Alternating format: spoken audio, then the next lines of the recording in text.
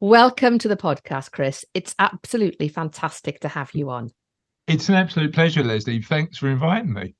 So I think you know what's going to happen. I'm going to ask you the same question I ask all my guests. What's your money story? Such a great question, and I've become a bit of a fan of your podcast, so I knew it was coming, and I've been thinking about it quite a lot because of this. So my money story is I come from a family that a working class family with not very little. I mean, we lived a really happy childhood, but one that wasn't particularly secure when it came to money. And when I think about sort of my relationship with money, a lot of the lessons that I probably got from my mum, and my mum was an amazing person, by the way, one of the most community-minded, kind, compassionate individuals I've ever known, and a really positive influence on my life. But interestingly, didn't have a particularly sensible relationship with money. So when I think about my money story, I think about what the conversations were when I was a kid at home, and there wasn't. But what there was is quite a lot of arguments. And as I sort of grew up, went through school, started my career, fell into financial planning, financial services. What I really quickly realised is the importance of having healthy money conversations with my family and my kids. But yeah, I got super lucky. So I think my money story changed when I started work. And one of the stories that I always share was the first time somebody said to me about saving money properly as work. So I was I was 19, left college, decided not to go to university, and got a job at the local branch of my Woolwich building society. That was my first ever proper role. No, I had a year in recruitment that I was rubbish at. So I decided that recruitment wasn't for me, and got my sort of break into financial planning and financial services by working for the Woolwich. And I remember at the end of the first month getting my pay slip, and they'd taken £80 for my pension, right? And I'm going back, so I'm 45 now, I'm going back 25 years. And I went to the branch manager and went, look, I'm 19, £80 is like back in the day, 3 nights in the pub a month. What are Priorities. I know. I was getting my priorities straight. And interestingly, I think I learned a lot. I mean, certainly early part of my career, I learned a lot about how to communicate. That working in that sort of consumer retail banking environment was amazing in terms of giving you the experience of building relationships and talking to people. So she didn't say no. She didn't say no. You're not doing that. She said, go and speak to the financial advisor, who was a lady called June, who was there 3 days a week. And I said, okay, I'll go and speak to June. Went into June's office and said to June, right, I'm cancelling this. She was the one who said, you're not. And I said, why not? Surely I've got a choice. She went, you have got a choice, Chris, but I'm telling you, you're not doing it, and you're going to thank me in 20 years' time. And that was and again, the value of that decision now is actually worth a significant amount of money. And what I sort of realised is the importance of delayed gratification when it comes to making financial decisions. Not focusing on the sort of night out in the pub, but what might happen in the future. But also the importance of where you don't learn this stuff at school, just the importance of learning these lessons through life to get you to a position where you've got the freedom then to spend the most important commodity of your life in the way that you want to. So that's not money, that's time. And for me, some of the decisions I've made throughout my working career and through running a business and building a business has allowed me freedom of time, because that to me is what freedom of money gives you. It gives you the ability to spend the time the way you want it. Yeah, totally agree with you. I think, I think freedom of time, freedom of choice is really for me as well, what it's all about. Being able to take time off when you want to, not having to ask, the boss, not having to work out with other people. Well, if I take that week, you're going to take that week, etc. I think not to have to do that is a real gift to ourselves. But when we are 19, our retirement, our future seems so far away Yeah. that it's very, very difficult for us to give that the serious care and attention that it needs. Yeah, and I think the other thing for me as well is, funny enough, my daughter Charlotte, who's 19 now, she's at university, so she's taken a different route to me in terms of success in her life. But I was having the conversation about the benefits, the advantages and disadvantages of university, and how you can take all different routes to success. But we were also talking about what success means, and we both agreed. And she's quite sharp, is Charlotte. I am a bit of a proud dad, so apologies for that. That will come No across. apologies needed. We were talking about how you measure success in life, and actually it's balance. And we both agreed that money was the hygiene factor. If you've got enough money, you can do what you want. Yeah. But the actual success in life is the relationships you build with the people you love and like. And getting the balance right is something we try to talk both in our family, but also to my clients about, to make sure that we're not solely focused on the money, but we're focused on money as a tool to live the life you want.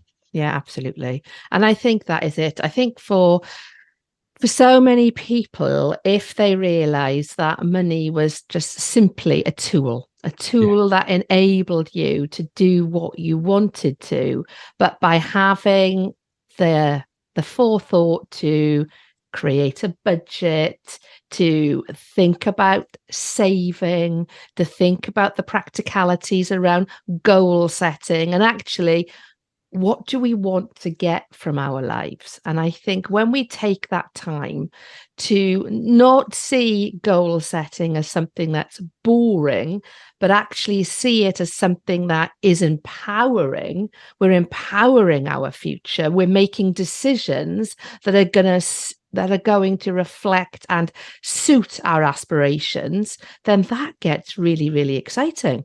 Yeah, agreed. And here's the big thing about plans and goals, right? Here's the big thing about plans and goals. It's really underestimated in my personal and professional opinion. Yeah, I think so. They will change and they will go wrong. That's the reality of it. But there's a bunch of really amazing quotes about goals and plan setting.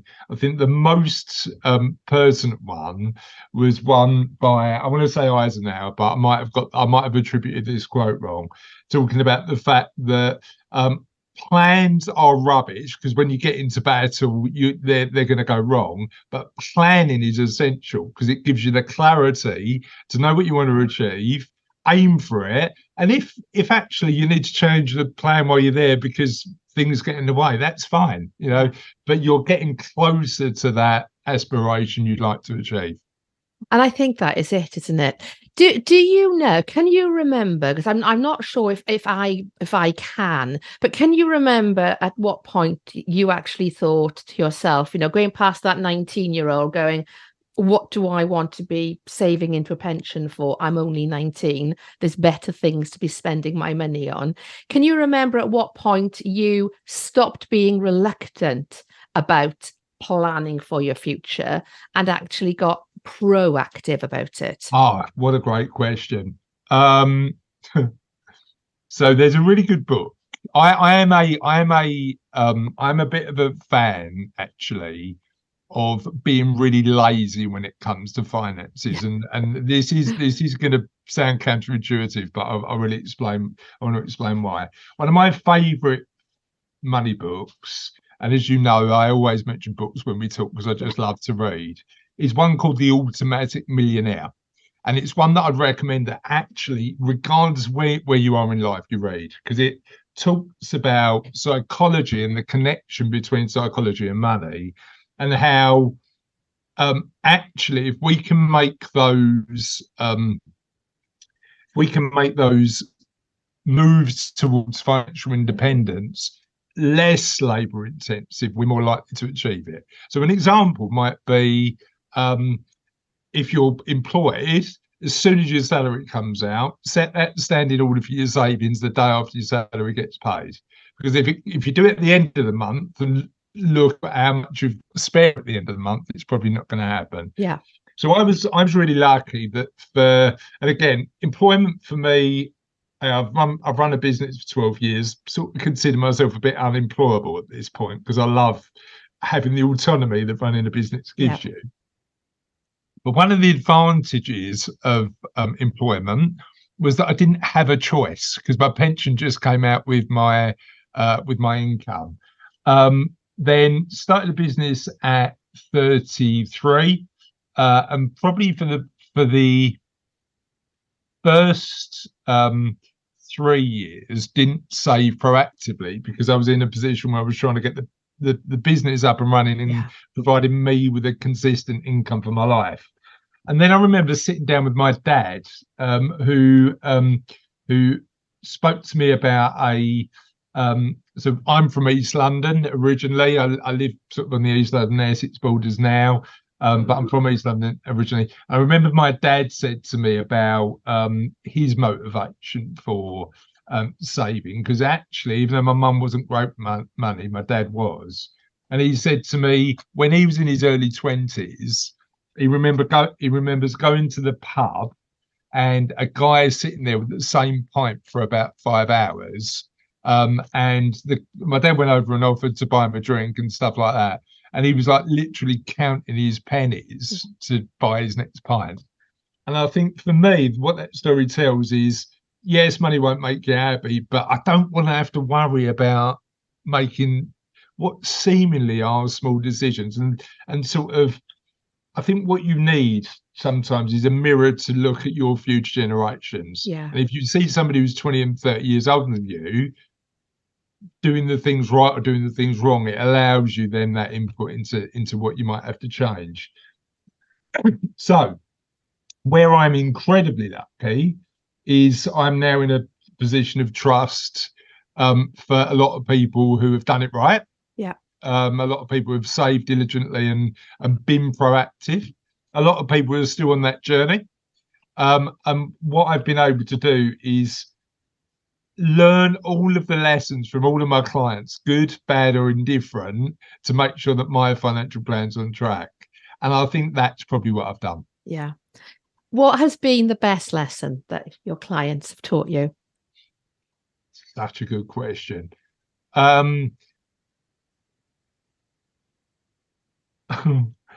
There's a few. Yeah, I'm conscious that as I'm thinking, this isn't great for a podcast because it shouldn't be silent. But I want to make sure this is as insightful as possible. So, Lesley, there's been a few. Number one is again, being intentional with it sort of stuff. So make sure that if you've not been lucky enough to accidentally build wealth through work, that you take ownership and take action and make sure that's moving forward. The big one for me is start with the end in mind. Build the life that you want to achieve, and make sure that you've got a plan in place so that you've got something to aim towards. But also, don't underestimate the fact that when you've got enough, you might what having enough gives you isn't the ability to stop doing what you love, right? So if you're doing something you love, give you a perfect example. I had a client a few weeks ago came to me and said, Chris, actually the story goes back a couple of years. Chris, I want to work out whether I've got enough because I'm not enjoying work. I said, okay, let's build your plan. Worked out that he'd never run out of money again. And he could look after his son who he wanted to help. And then he came back to me and said, right, I've given up my job. I'm now in a position where I don't know what to do with my life. And actually, I think the biggest lesson that I'm thinking about most at the minute is that work can be good for us. Yeah, I agree. That concept of retirement should be taken away, and we should frame money as the opportunity to give us time to do what we love. And if that is adding value in people's lives through work, maybe you just carry on. Yeah. So I think a lot of people don't buy into the concept of retirement anymore, and rightfully so. Yeah. And having a bit more of a nuanced, balanced approach to our life cycles is probably one that I'm thinking about quite a lot at the minute. No, I agree with you. And there's so many, I think. What's what I'm looking for? What is the word? Is not constraint, constructs. There's so many constructions in our lives that are having to be created artificially. So the fact we have to take formal exercise, for example, centuries ago, cavemen going back thousands of years, they didn't have to think about, going to the gym or having an exercise routine, because just staying alive on a day-to-day basis involved running away from, vicious creatures, etc. Retirement, thinking about, okay, how do you keep an active brain, do Sudoku, crosswords, etc. I think we all have a different approach today to what our lives can look like. And I know for me, the thought of hitting a particular age and saying, I don't want to work anymore, that actually feels very, very constraining rather than very freeing. Now, I know for some people who are employed and do very physical jobs or jobs that involve, long hours, etc., then absolutely I can understand them wanting to change what they are doing. But I think to have a mindset that says, well, what I am doing, I am working towards a plan, and that plan involves me doing what I love rather than me stepping out of society to a certain extent, withdrawing from that day-to-day of meeting people, learning new things, engaging, being part of a community, etc. And I think you are right, we're moving away from that. But I mean, the interesting word you use there, and it's something we talk to everybody, including our clients, our colleagues, and everybody we speak to, is freedom. Yeah. And for me, financial freedom requires clarity. What does enough look like for you?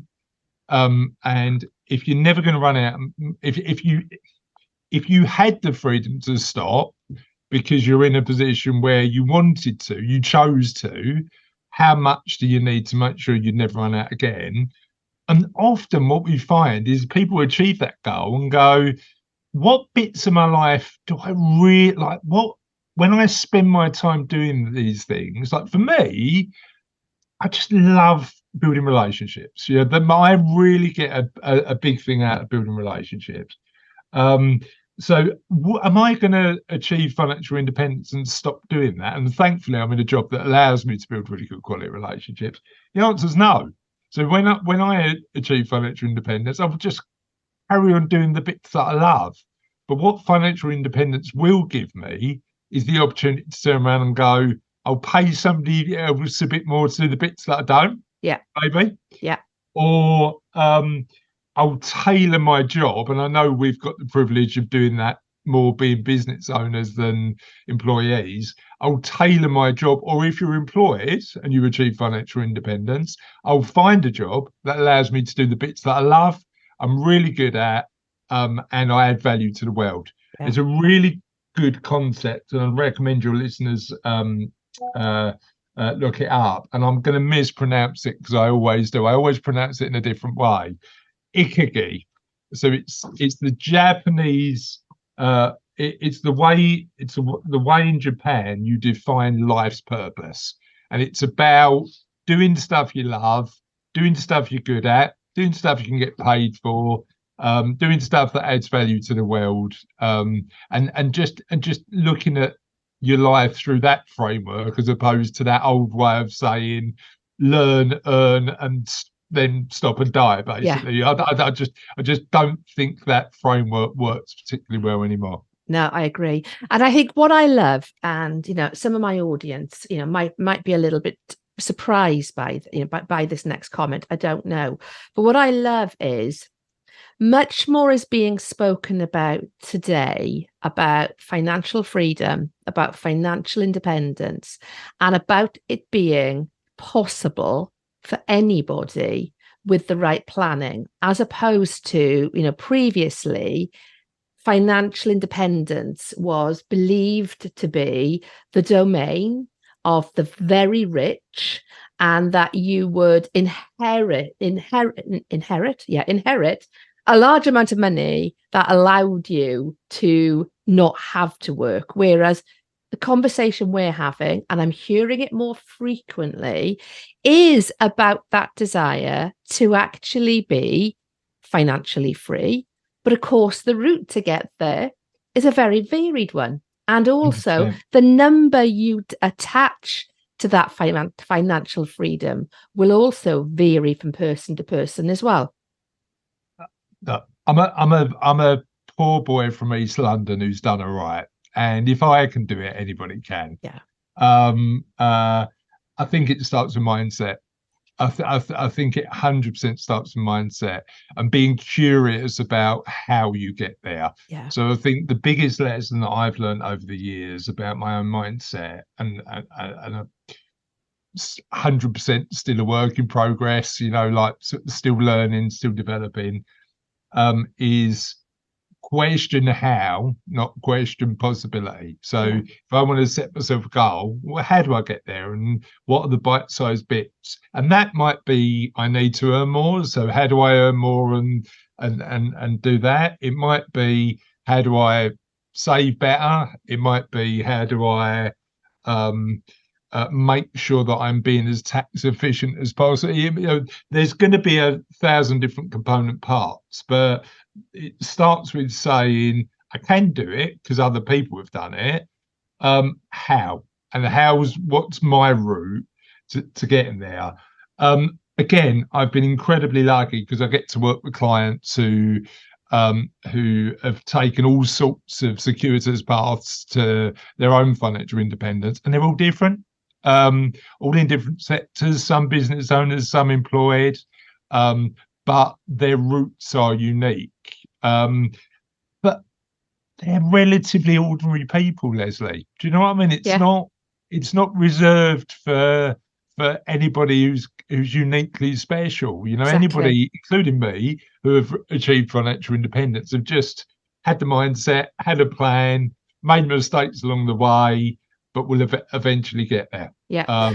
And recognizing it's a journey. It's a journey that the destination is in your hands. It's the route to get there is what is up to you, but you need to get in that vehicle of choice to begin with in order to start that journey.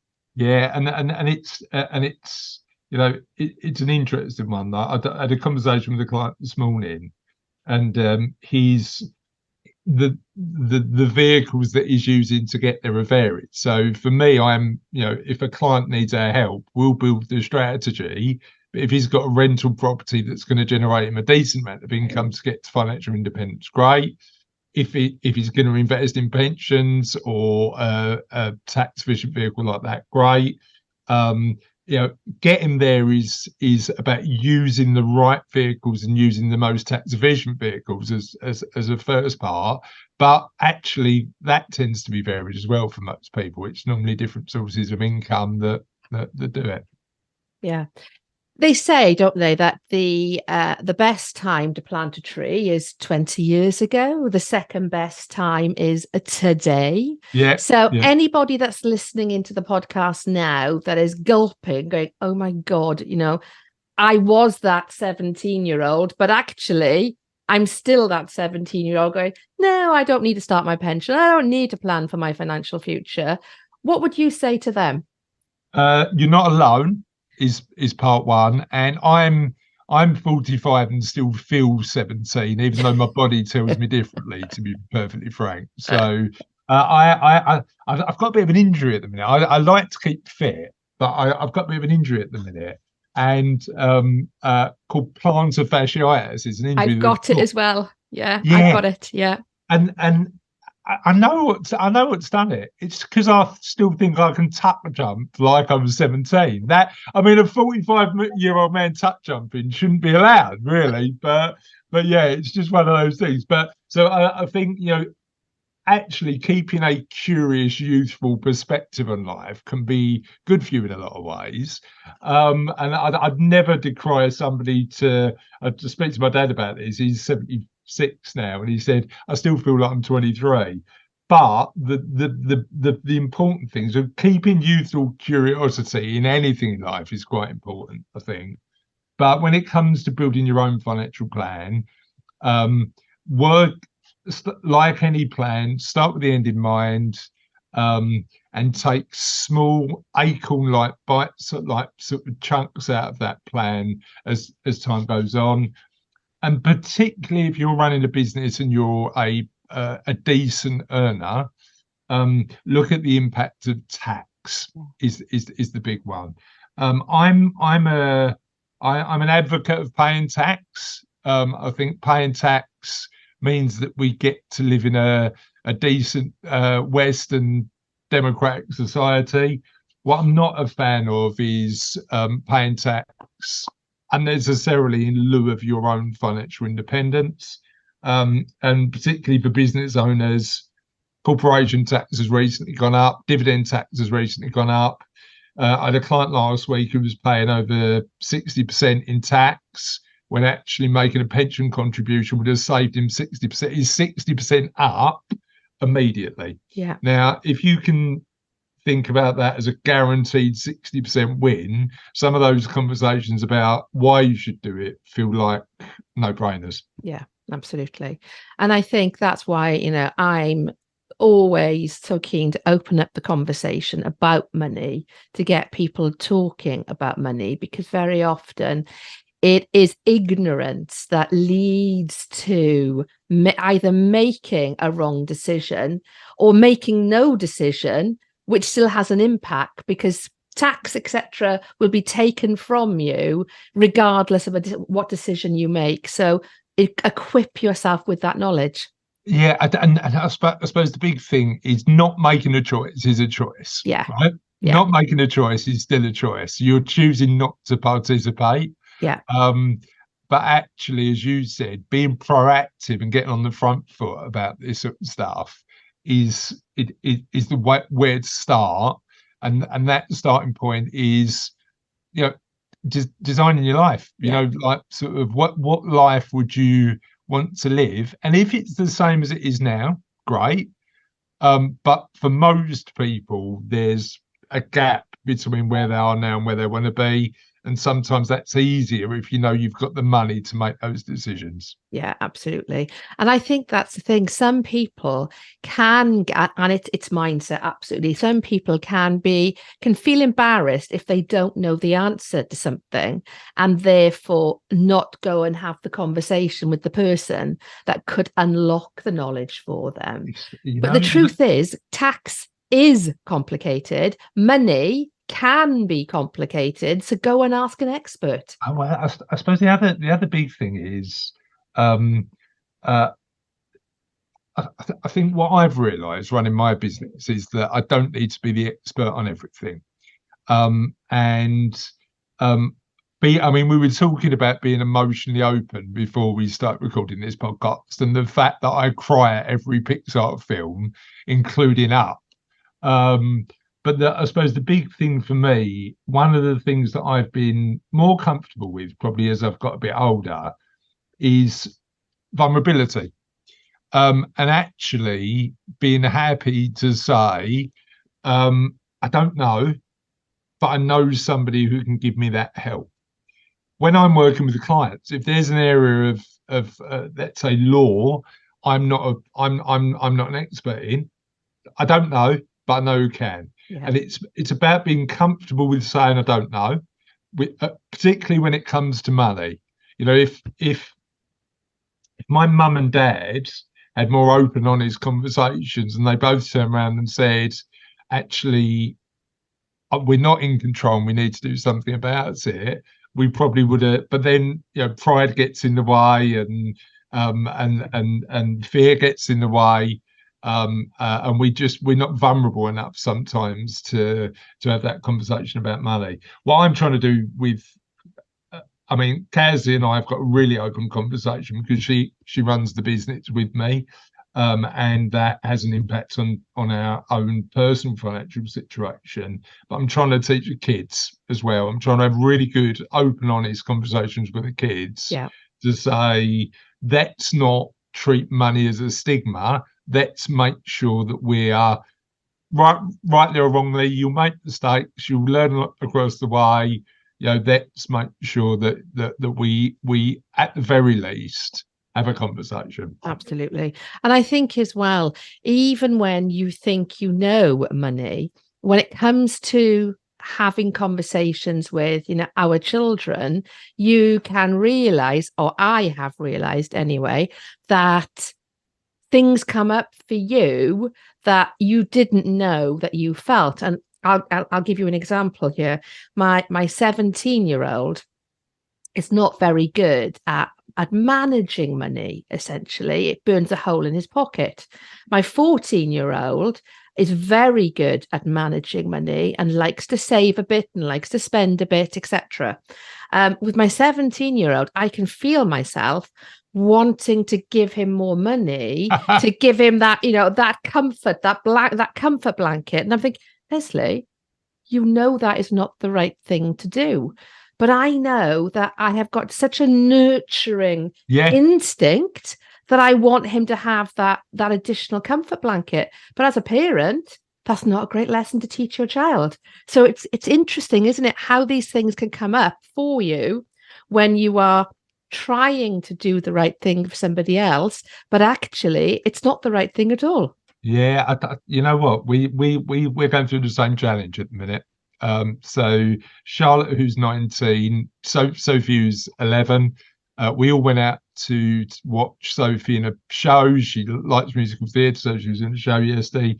Went out for dinner afterwards, and we paid for Charlotte's dinner despite her having a decent amount of her own money. And I was like, well, surely now you're 19. When I was 19, I was getting my wallet out. Surely now you're not. But then Kazzy said, "Oh, we'll pay for her." And I think that there's always that battle between that nurturer and that encourager, because you want to.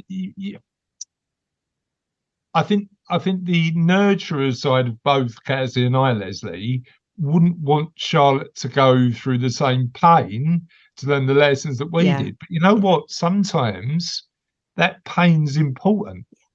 Sometimes it's like, I know that when June said to me, you're not coming out of the pension, and me being too scared to say no at that point, was tough short term, because I had to have less nights in the pub at 19. However, I know that actually that was a lesson that required a little bit of emotional pain to learn. Does that make sense? It does. Yeah, that delayed gratification, absolutely. Yeah. So how can people connect with you? So I mean, you can have a look at our website. I should have mentioned actually that I'm a chartered financial planner and I run my own financial planning business. I don't know if that's come up. Don't worry, but, I mentioned it in the bio, so people know all about you from the beginning. Do not worry. Fab. Okay. So you can find us at www.cervello, Cervello, FP for financialplanning.co.uk.